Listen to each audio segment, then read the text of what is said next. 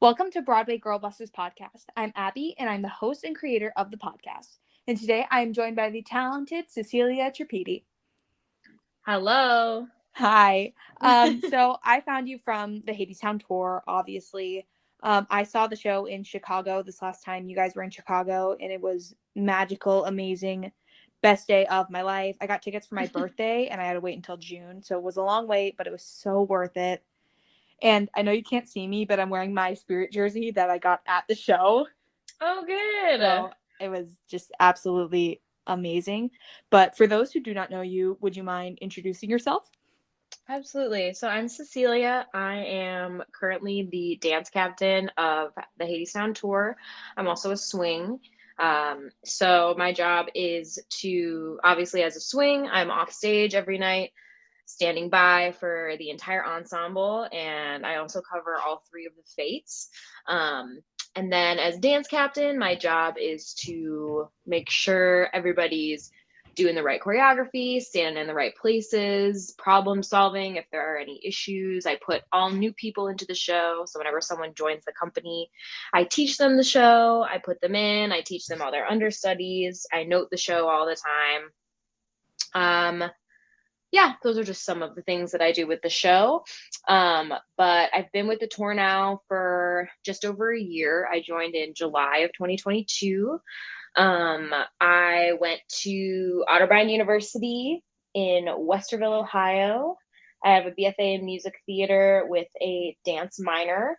I live in New York. I haven't been there obviously for over a year, but I live in New York and I'm from Chicago. Love that. So, like you said, you've been with Hadestown for a little over a year now. And what was your audition story like for Hadestown? So my partner is actually also on this tour. He is Orpheus, and he booked the tour in February of 2022. So I was doing a regional contract. I was doing a chorus line in Atlanta, and he called me and he was like, "I'm going in for Hadestown." Like we saw it once together before he went in for it. But he was like, "I'm going in for it." He's like, "I don't really want to do this. Like, I don't think I really want to do this show, but like, I'm gonna go in for it." He'd been in for the Broadway company before. I was like, okay. And so he ended up booking it. Obviously, he started as a swing and covered Orpheus. So my first introduction to the show was on Broadway, but then I would go visit just as his partner. And I was working remotely at the time, so I went out to visit LA for like a month and a half while he was there. And I had been in for the show once before. I'd been in for a swing position.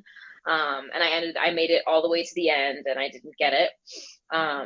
So yeah, so I'd seen the show a handful of times. I'd seen him in the show a handful of times. And the tour and the Broadway company are actually very different. They staged it differently. Our stages are different. So I definitely had much more knowledge the second time I went in because I had seen the tour show probably like 3 times. So yeah, so I originally started on this show as a vacation swing. So it was a temporary job. They had a bunch of people were taking vacation and they needed some more coverage. So they were looking for someone to cover all three of the fates, which I still don't know if anyone has ever done that before. Most people, if they cover a fate, they cover one or two. I think I'm the only person throughout both companies that covers all three. But yeah, it was the same. So you always start with a tape these days. So I taped, and for the fates, you have to you sing chips, and then they do a range test, just so they see how high you can sing, how low you can sing. But I taped, and then I got a call back, and then we had to dance. So I think it was me and like maybe 8 other people. So we danced. We did a worker dance, and then they made a cut. Sorry, my dog's in here. Loki, what do you want to do? Okay. So we danced. They made a cut. We danced again. We did fate stuff. They made another cut. There were 4 of us left, and then we got to sing. So we sang worker stuff. We sang fate stuff. The music director came over and just kind of jammed with me on the piano for a little bit. while I sang with him to like see how I could take notes, because that's something that's super important, especially as a replacement, because or someone, you don't start the show like before it opens, if that makes sense. Because there's a developmental process in people who are part of original companies. And when you're a replacement, the show exists and you just have to learn it as it is. You learn it by yourself, and then you go into the show with a group of people who've been there. So it's really important for replacements to be able to take notes well and be fast learners. So we did that, and then they were just like, what's the song you love to sing? And I was like, here's the song. I think it was My Man from Funny Girl. Because it's very like jazzy.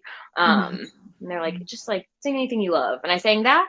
And then I think I got the call maybe like 3 or 4 days later that they were making me the offer, which was awesome. But honestly, at that point, I was just relieved. Like, I had been auditioning for so long, especially like since COVID. I moved to New York in January of 2020, which it was a terrible time to move. I had like just finished school. So it had been a lot of catering and serving and all those types of things. So I was honestly just relieved to have a job. But yeah, I booked it. I think I got the job at late June. I started in July. But yeah, so it was my second time going in for the show. But I did definitely I had the inside scoop because my partner was a swing, and I had been able to see the tour. So yeah, that's my audition story. That's great. That's like a really cool audition story, how you were in twice and like you already had an experience with the show. So that's really nice. I feel like you kind of had an upper hand because you kind of knew what was going on. Absolutely. That would be really nice to have. So, like you said, you also understudy all the fates. So which fate did you debut first, and what was your debut like? My debut was very wild. I joined the company at a very tumultuous time. Everybody was getting COVID. Like, I got there, and they're like, hey, hi, hey, welcome. And then I think like day 4 of my being there, people started testing positive. Ooh. And so this was summer of 2022. So like everybody's vaccinated, but like there are still people who have not had COVID. Like I unknowingly had COVID in my final callback. Really? Yes. I was in for this track, and then they asked me to come back. They were like, hey, can you come back tomorrow? Because the Worker One Eurydice cover, they were also casting. They're like, can you come in and can you do some Eurydice stuff? And I was like, yeah, sure. And I woke up and I felt terrible. And I took a test because I don't know if they still do it now, but then you had to prove that you were negative before you could go into the audition room. So I took a test that morning and I tested negative. And I was like, okay. And I was like, I'm still going. Like, I was like, I create my own destiny. Like, I'm just going to do it. I'm just going to do it. But I was sick. I was so sick. I could barely phonate. Like, it was atrocious. And then I got home and I tested positive. So I did have COVID when I got the call, but I had just had it. So I was like, oh, okay, I'm good to go. But this was still at the point where like there were a handful of people who still had never had COVID before. So I think we had 12 folks with COVID. Whoa. And we canceled like one show a week for I think 4 weeks. But one of those, my first track I was learning was Fate 1. So that's the high voice, the soprano, and the violin. And I started learning it as soon as I got there. It just so happened to be like she was the first person going on vacation. So like, okay, well, you go on for her when she goes on vacation. But that she got COVID along with many other people. And I ended up debuting my second week with the company. And one of the dance captains also had COVID. So what? My boyfriend's yelling at me. Yeah, so lots of people had COVID. One of the dance captains who teaches the fates, they also had COVID. So I don't want to say I learned it myself. I had a lot of help, but it was really me sitting down with an archival video every night and do like learning the show from a video. And like we have to do that so often as actors. They're like, here's the dance combination, it's a video, you have to learn it. But I was like so ready. And I remember talking to the stage manager like probably my like third day. And I was like, I'm ready. I was like, I'm ready to go. If you need me, I'm like, I can sing off stage. Like, and he was like, thank you so much, but no, like that's okay. But they did need me to do it. I think it was like Friday or Saturday of my second week. I probably had like 5 rehearsals. I had 1 rehearsal on stage, where I just kind of walked through a couple, because I'd never been on the set before. Like I had never been on the stage. So I was like, okay, I'm going to walk through this. I hadn't had a violin lesson because our violinist had COVID. So I was like, I can do it, but I can't play the violin. I don't play the violin. I had to learn for the show. And I was like, can I have a fan, like, instead of the violin? And they're like, okay, yeah, sure. So yeah, it was absolutely wild. Like we had tons of understudies on. Antonio was actually Orpheus when I debuted, which was very awesome because our Orpheus had COVID also. It was like swings. It was very like dispersed between the company and the crew as well. So it was so wild. They were flying people in from New York to stand by in case other people got sick. And like we still ended up canceling, like I said, like a show a week for like 4 weeks. So it was absolutely wild. And like I went on with one of the original Fates and another understudy. And then the second show I did, they flew in Will Mann, who was an original company member. He covered Hermes and Hades, and they flew him in to cover Hermes and Hades. And then he was like, I can do a Fate. I can do it. And they rehearsed him, and he debuted as Fate 2, my second show ever. So like I've only done the show once. So it's me, Will, who's also never done the show as a Fate, never done it in any capacity, and Lindsay Hales, who's currently on Broadway as Fate 2, but who with our company was a worker and also covered a Fate. So we had 3 understudies. It was my second show. It was Will's first show. So I was out there like, okay, so now you're going to grab this lantern, like hoping that I knew that what I was talking about. So it was absolutely insane when I first went on. But I was so excited to do it. Like everybody else was like, you don't have to do it. You don't have to do it. Like, and the power of no is very important. But I was like, no, I can do this. I promise. Like I was not pressured by anyone. I did this of my own accord. I made sure I was ready. I'm a fast learner. So yeah, that was really long, but my debut was also completely ridiculous. So there you go. I honestly love that. I love how you debuted with your partner. I love that so much. That just had my heart wrenched. Yes, it was very special. Love that. So leading into partnered, what is it like traveling basically kind of the nation and part of the world, because you guys are in Canada right now, right? Yes, we are. So yes. Kind of the world with your and your dog. It's great. We are very blessed and like very grateful and very lucky that we get to do this. Especially the fact that like we were dating for a year before he booked it.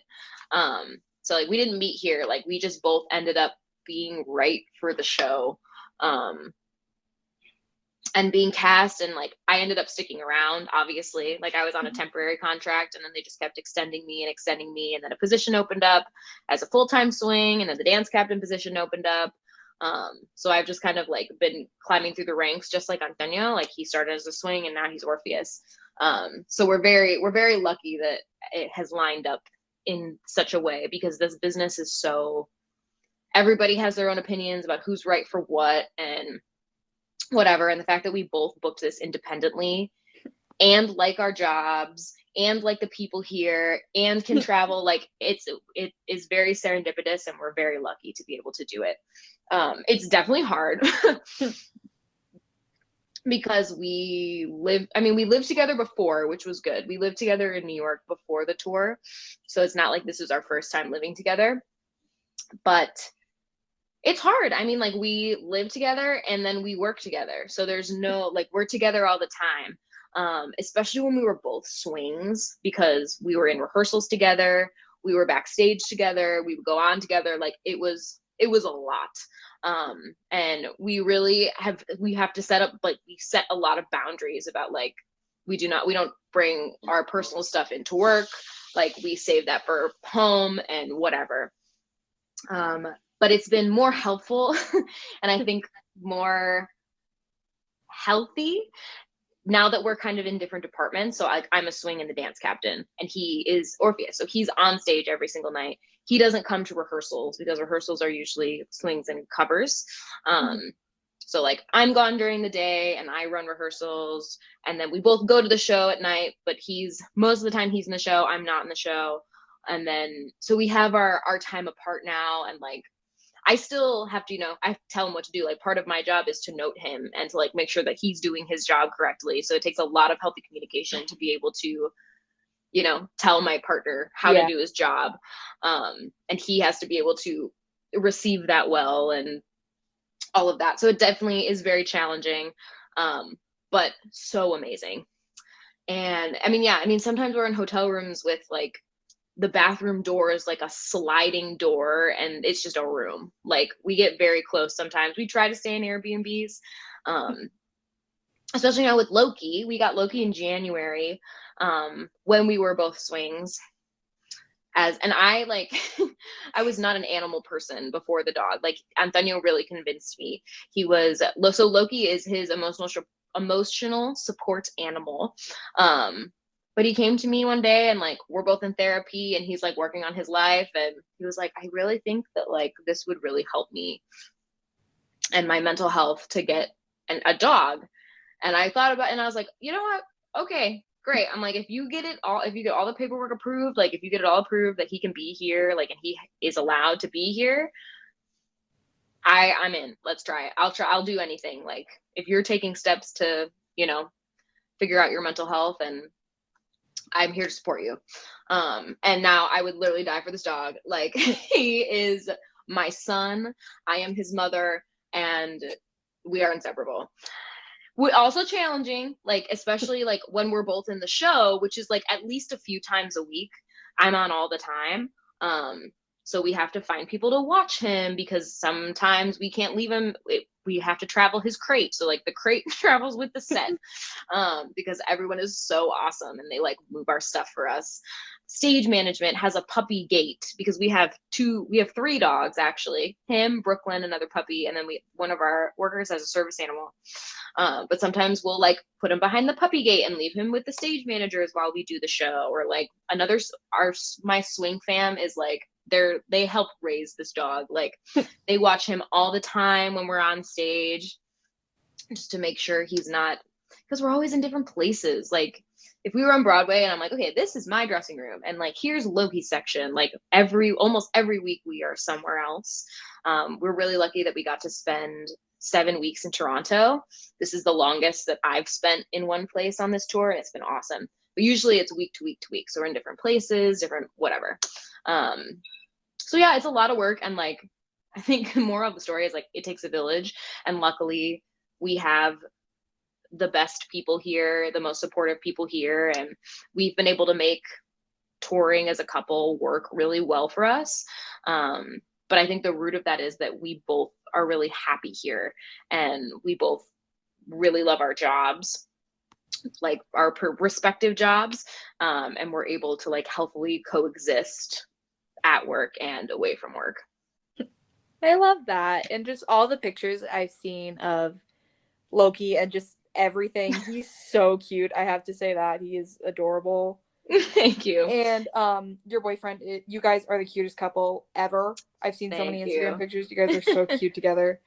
So I wanted to ask you, I think we have 2 more questions left, but this one's kind of a big one. What is an experience that you think would have never happened without the Ladiestown tour? I mean, tons of things. I think that being a dance captain is not something that I ever really wanted to do. I've danced my whole life, but it's never been something that I love, like in terms of like dancing as performing. I always did it, but it was more of like a gateway to, I love to sing and act. Like that is what I really love to do. And I remember in college, I like really wanted to dance captain a couple shows, and I was always shut down by our faculty. Like they always gave it to this other person. It was always like me or this other person, and they always gave it to them. And so I was like, okay, well, maybe I'm not cut out for this, whatever. And even when I told you I did a chorus line a year and a half ago, like, which was a dream show for me. But even that, I was like, I do not need to dance this much. Like, this is a lot, because it takes a toll. And like, I mean, I'm 25, like I'm young, and I was like, I could not sustain chorus line 8 shows a week. No way. It's so much dancing, and in heels, it was ridiculous. I was like, this is really great, but like, I don't need to do this ever again. I'm really glad I did. Like, I'll check it off the bucket list, but I do not need to do a dance heavy show like this again. It's not something that I like love to do. And this was a huge surprise, actually. I thought I might be promoted to like assistant dance captain, but you know, it's always timing and like who's leaving, who's staying, whatever. But our dance captain ended up stepping down because it was too much. He was like, it's too much for me. It's way too much. Because it's a huge job. It's a huge job, like deceivingly gigantic. And they were like, do you want to do it? Like, would you want to do it? Like, should we tell the creative team to like look at you for this? And I was like, yeah, I'll do it. Sure. Let's do it. Let's try. And they offered it to me, and my assistant dance captain, Casey, who's like, she's like literally my wife. We do everything together, because she's the other swing. And I was like, I will only do it if you give her this job. Like, she has to be the assistant. I don't want somebody new, because she was a vacation swing at that time. And I was like, you got to keep her. Like, she is the one. You don't need to hire someone new. Keep Casey, make her the assistant, and like, we'll do this as a team. But just, I have learned so much. I have learned so much, because it's really hard, especially on tour. Like, these people are my coworkers. I'm not their boss, but they do have to do it is their job to take notes and to make adjustments if I ask them to. But they're also my friends, because we travel together and we live in the same hotel and we walk to and from work together. Like, on Broadway, you go to work, you do your work, you go back to your house. We all live together. It's like we're kind of in college. So there has to be like, you can't be super strict or super, super harsh, because I'm like, well, these are the people that I hang out with after work. Mm-hmm. And I don't want to like, so it's like a weird, like blurry line.